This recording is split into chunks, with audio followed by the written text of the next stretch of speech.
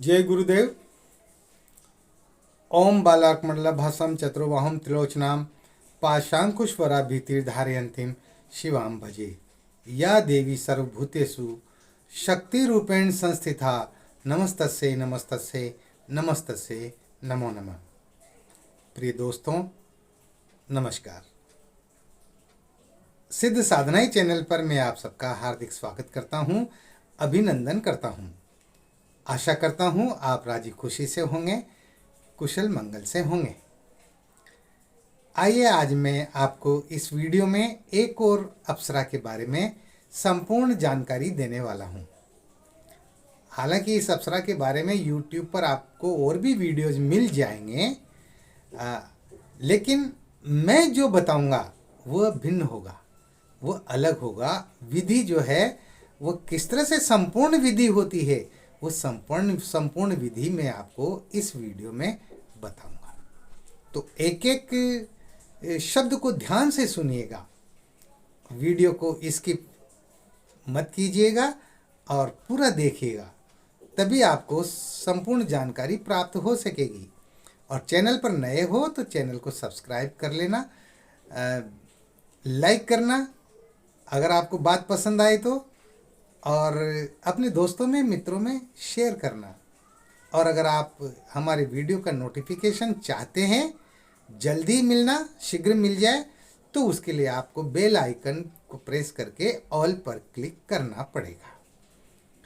ये आपकी मर्जी पर है, आपकी इच्छा पर निर्भर करता है। मेरा तो केवल एक कहना मात्र ये होता है कि जो है जो भी ज्ञान दिया जा रहा है, जो भी साधनाएं बताई जा रही है, वो आम जन तक पहुँचे, आम व्यक्ति तक पहुँचे। अब कोई करे तो ठीक, नहीं करे तो ठीक, ये तो साधक की इच्छा के ऊपर निर्भर है ना। जबरदस्ती किसी से साधनाएं थोड़ी करवाई जा सकती है। ये तो स्वयं साधक को ही सोचना पड़ता है कि मुझे साधना करनी है नहीं करनी है, कौन सी साधना करनी है कौन सी नहीं करनी है। और फिर उस संदर्भ में फिर वो अपने गुरुजी से संपर्क करता है, साधना दीक्षा लेता है ना। साधना में प्रयुक्त जो भी सामग्री होती है उनकी व्यवस्था करता है, और पैसा तो खर्च होता ही है। मैं तो पहले भी कहा वीडियोज में, साधनाओं में पैसा खर्च होता है।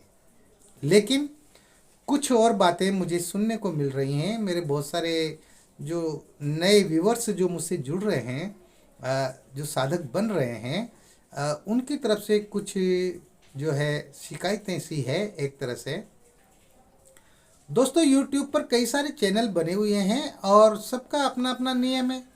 सब अपने अपने तरीके से अपने YouTube को चला रहे हैं, है ना। मैं अपने तरीके से चला रहा हूँ।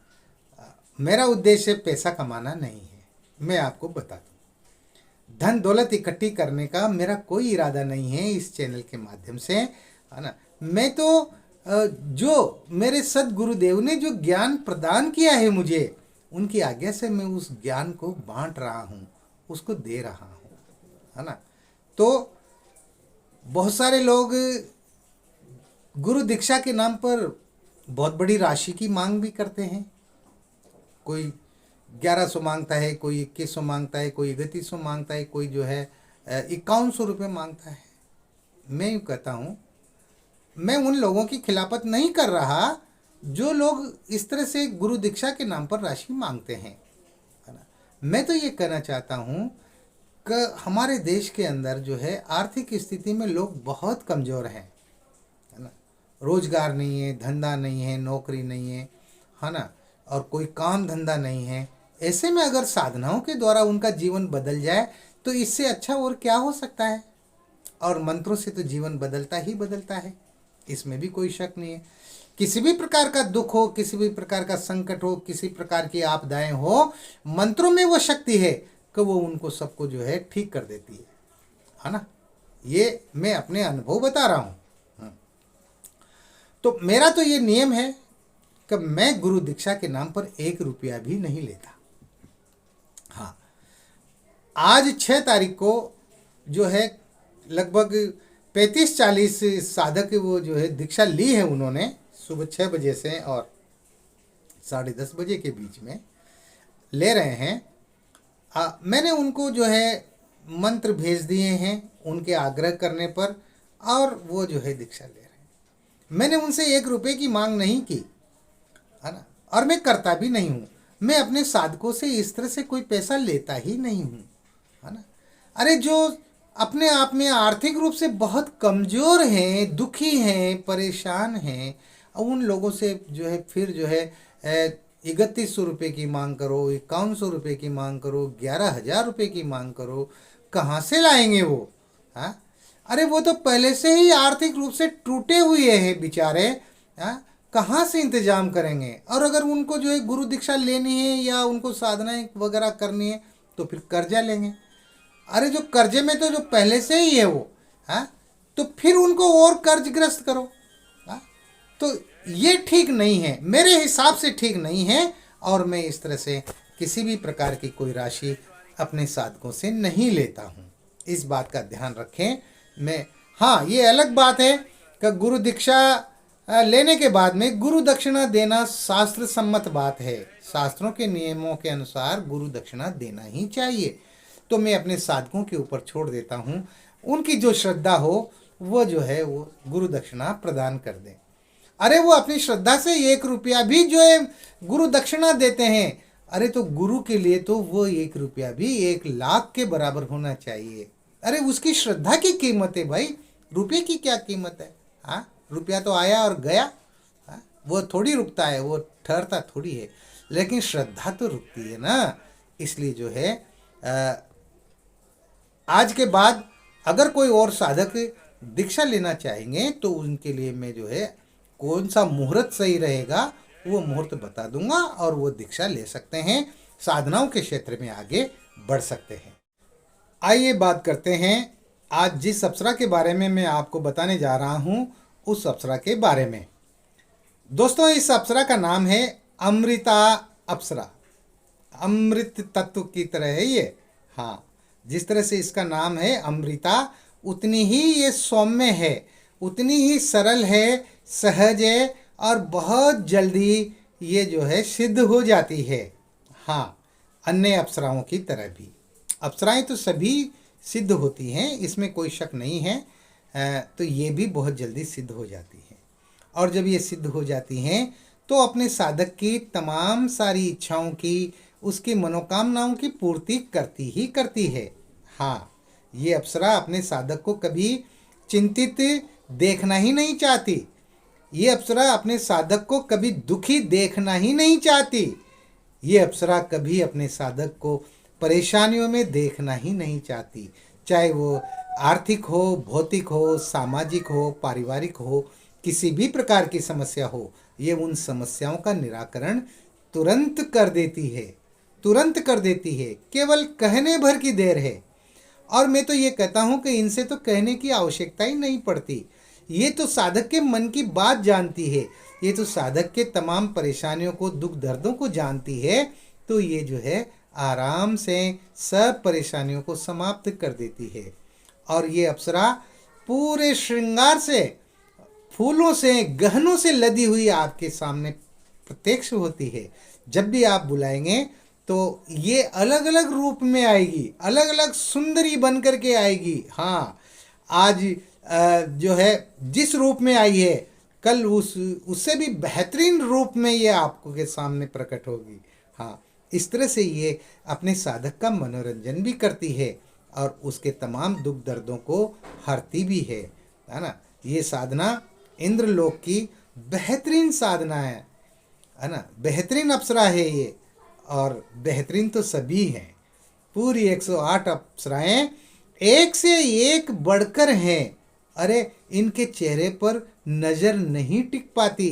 हाँ, इंसान जब साधक इसको देखता है ना तो वो अवाक रह जाता है। उसके मुंह से बोल नहीं फूटते, शब्द नहीं फूटते उसके मुंह से। वो इसके सम्मोहन में और इसके मादक गंध में इतना खो जाता है कि हक्का बक्का हो जाता है। हाँ, इस तरह से ये अपने साधक का, जिस तरह से पुतली आँख की रक्षा करती है, उसी तरह से ये अपने साधक की हर प्रकार से रक्षा करती है। बहुत बेहतरीन साधनाएं मैं आप लोगों को बता रहा हूं और संपूर्ण जानकारी दे रहा हूं। आपको इनमें से कोई भी साधना करना चाहिए और अपने जीवन को सुखमय बनाना चाहिए। देखो, करने से ही सब कुछ होता है।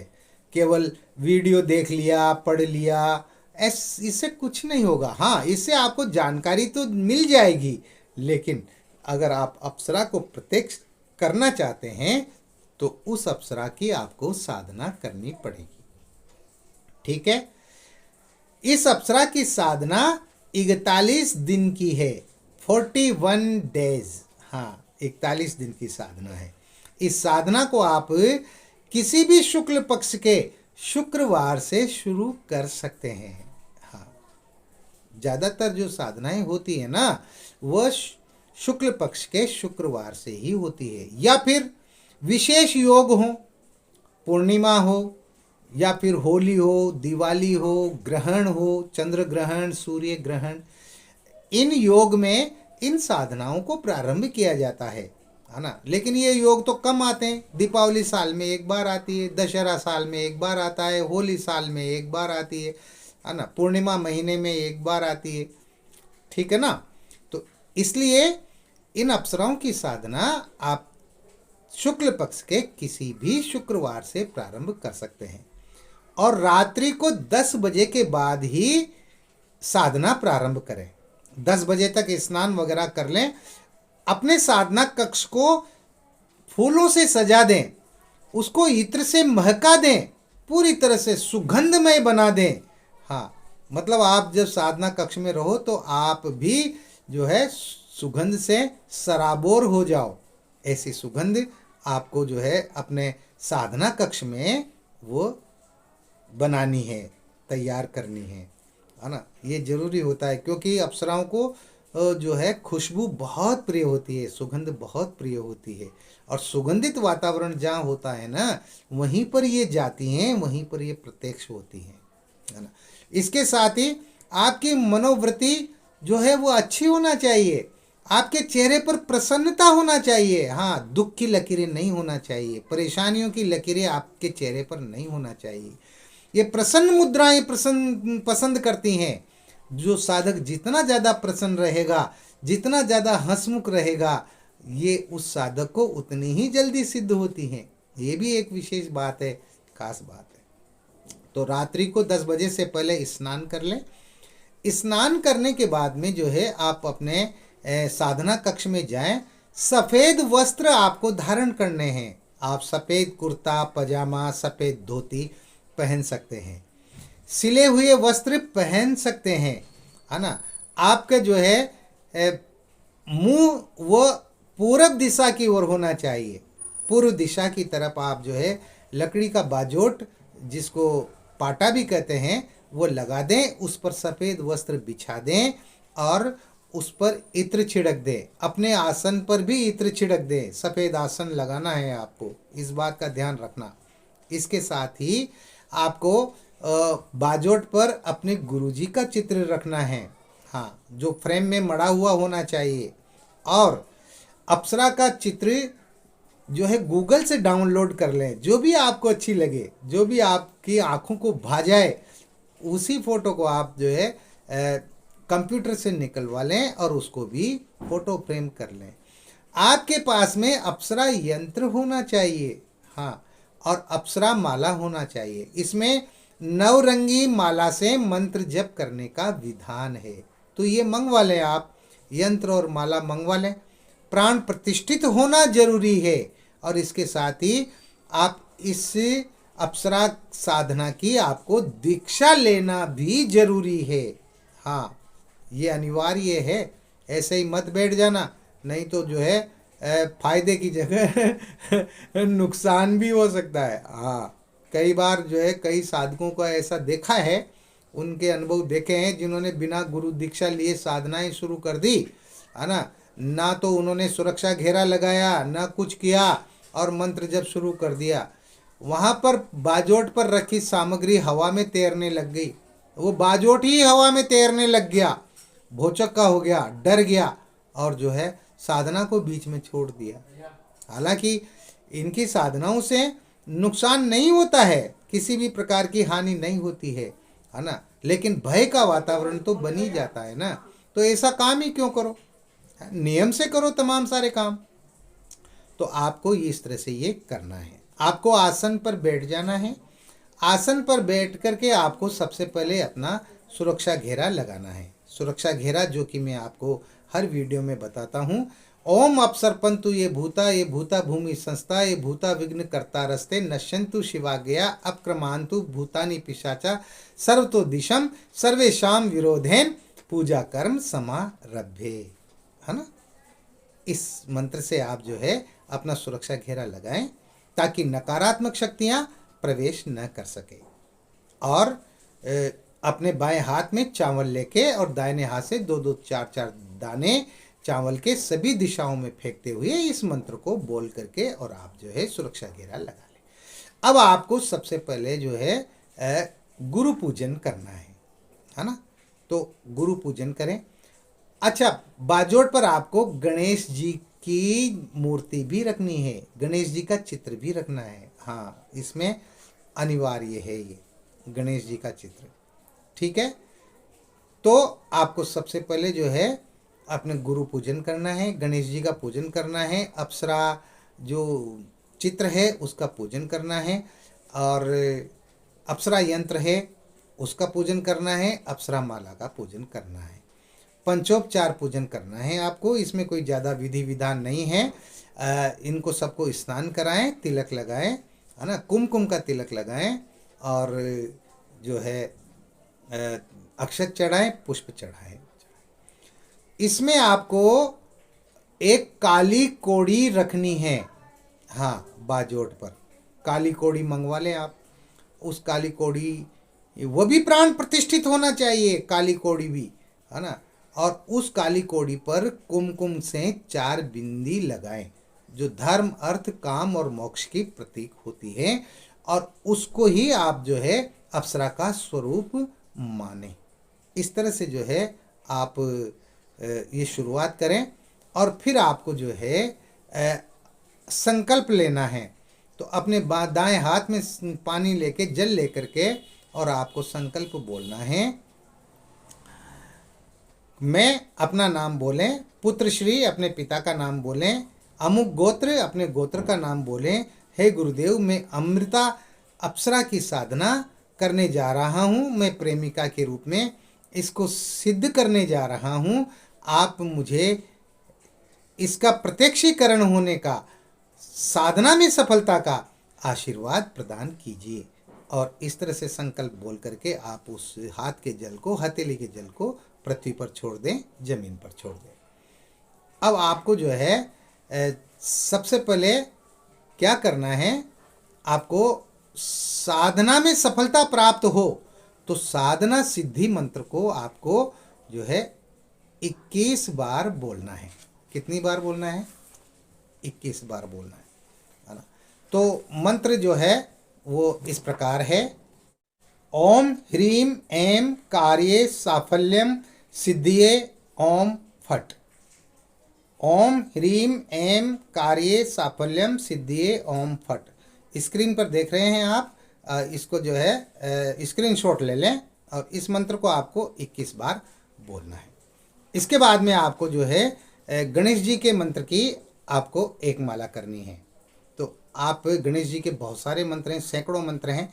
ओम गंग गणपतिये नमः, इस मंत्र से आप गणेश जी की एक माला कर लें। ओम वक्रतुंडाय नमः, इस मंत्र से आप एक माला कर लें। एक माला गणेश जी के मंत्र की करनी है। और उसके बाद में आपको गुरु मंत्र की एक माला करनी है। अगर आपके गुरु डॉक्टर नारायण दत्त श्री माली जी हैं, निखिलेश्वरानंद जी, तो आप ओम परम तत्वाय नारायणाय गुरुभ्यो नमः इस मंत्र की एक माला करें। और अगर कोई गुरु नहीं है तो आप जो है भगवान शंकर को गुरु मानते हुए नमः शिवाय मंत्र की एक माला करें। ठीक है। ये सब करने के बाद में आपको फिर जो नवरंगी जो माला है, अप्सरा माला जो प्राण प्रतिष्ठित है, उस माला से आपको जो है 51 माला मंत्र जप करना है प्रतिदिन। 51 माला। मंत्र छोटा है, मुश्किल से जो है आपको लगेगा 1.5 घंटा 2 घंटे लग जाएंगे, इससे ज़्यादा समय नहीं लगेगा। तो आप जो है इस अप्सरा मंत्र की आपको 51 माला मंत्र जप करना है। मंत्र इस प्रकार है, ओम हुम हुम जन तप अमृता हुम हुम। ओम हुम हुम जन तप अमृता हुम हुम। इस प्रकार से आपको इस मंत्र की 51 माला मंत्र जप करना है। आपको जो है साधना कक्ष में ही सोना है, जमीन पर सोना है। पलंग का, आप खाट का, चारपाई का इस्तेमाल नहीं करेंगे और सात्विक तरह से रहेंगे। एक समय आप भोजन करेंगे, सात्विक भोजन करेंगे। मांस, मछली, अंडा इनका जो है निषेध है, इनका प्रयोग करना। और सादा सात्विक भोजन कीजिए। आप एक समय भोजन करना है एक जगह बैठ करके। इसके साथ ही अगर आपको जो है भूख प्यास लगे तो आप जो है चाय पी सकते हैं, आप दूध पी सकते हैं, आप फल फ्रूट्स भी खा सकते हैं। ऐसी कोई दिक्कत वाली बात नहीं है। आचार विचार सात्विक रहने चाहिए, झूठ नहीं बोलना है, किसी को परेशान नहीं करना है ना, किसी को सताना नहीं है। रोज़ाना चींटियों को जो है आटा डालें, मीठा आटा, जो कि आटे में थोड़ा सा घी मिला करके उसको सेक लें और उसमें थोड़ी सी चीनी मिला करके जहाँ पर चींटियों के बिल हैं वहाँ पर उसको रोज़ाना डालें, है ना। ये ज़रूरी है। कबूतरों को, पक्षियों को आप दाना डाल सकते हैं, आप गाय को चारा डाल सकते हैं। ये धर्म कर्म भी आप करते रहिए, है ना। और इस तरह से जो है आपकी दिनचर्या होना चाहिए। आपको ब्रह्मचर्य का पूर्ण पालन करना है, ब्रह्मचर्य से रहना है। पराई स्त्रियों की तरफ आपको गंदी नज़र से नहीं देखना है, वासना की दृष्टि से नहीं देखना है। अपनी पत्नी से भी दूर रहना है।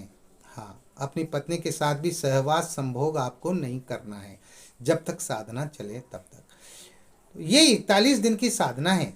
लेकिन अगर ये इसके बीच में ही प्रत्यक्ष हो जाती है ना, तो आप जो है उससे वरदान मांग लें, उससे जो है आप वचन ले लें और आप साधना को समाप्त कर सकते हैं। इसमें ऐसा नहीं है कि फिर आपको पूरे 41 दिन ही करना होगा, लेकिन 41 दिन का इसका विधान है। तो इस तरह से जो है ये साधना संपन्न होती है। साधना के समय सुगंधित अगरबत्ती और घी का दीपक निरंतर जलता रहना चाहिए, है ना। दीपक में इतना घी हो कि जो है वो जब तक आप मंत्र जब पूरे नहीं कर लें तब तक वो बुझना नहीं चाहिए, ठीक है। और उसमें घी में भी आप जो है इत्र डाल दें, अपने कपड़ों पर भी इत्र लगाएं, मतलब सुगंधित वातावरण बना लें हर तरफ से। तो इस तरह से जो है ये साधना संपन्न होती है। इन तमाम सारी बातों का ध्यान रखते हुए आप इस साधना को कीजिए। बहुत सरल साधना है, सौम्य साधना है। और ये अप्सरा अमृता अप्सरा ये प्रकट होती ही होती है। हाँ, ये सिद्ध होती ही होती है, प्रत्यक्ष होती ही होती है और अपने साधक की तमाम सारी इच्छाओं की, उसकी जो भी मनोकामनाएं होती है उन सबको पूरा करती है। इस तरह से मैंने आपको ये संपूर्ण जानकारी इस अप्सरा के बारे में आपको दी है। हाँ, और जब साधना संपन्न हो जाए तो जो है माला को आप जो है नदी में प्रवाहित कर दें, यंत्र को नदी में प्रवाहित कर दें, बहते हुए पानी में इनको प्रवाहित करना जरूरी होता है। जो कोड़ी है उस कोड़ी को आप जो है किसी डिबिया में बंद करके संभाल करके रख लें। जब तक वो कोड़ी आपके पास रहेगी तब तक वो अप्सरा आपके पास रहेगी। हाँ, इस बात का भी ध्यान रखना। अगर आपने उस जो है काली कोड़ी को घुमा दिया ना तो वो अप्सरा भी जो है वो चली जाएगी, फिर वो वो नहीं रहेगी फिर आपके पास, वो उस काली कोड़ी से ही आपके पास रहेगी। इसलिए उसको किसी डिबिया में बंद करके, स्टील वगैरह की किसी भी डिबिया में बंद करके और उसको संदूक वंदूक में, तिजोरी विजोरी में कहीं भी उसको जो है सुरक्षित रख दे। इस तरह से ये साधना की जाती है। और भी इस साधनाएं मैं आपको लगातार बताता रहूँगा। आप सिद्ध साधनाएं चैनल पर बने रहिए, है ना, और देखते रहिए, अपने दोस्तों में शेयर करते रहिए ताकि सभी लोगों को इसकी जानकारी हो, है ना। इस वीडियो में इतना ही। मिलते हैं एक और नए वीडियो में नई जानकारी के साथ, नए प्रयोगों के साथ। तब तक आप हंसते रहें, मुस्कुराते रहें, खुश रहें, प्रसन्न रहें, है ना। अपने दैनिक क्रियाकर्म आप करते रहें। जय गुरुदेव।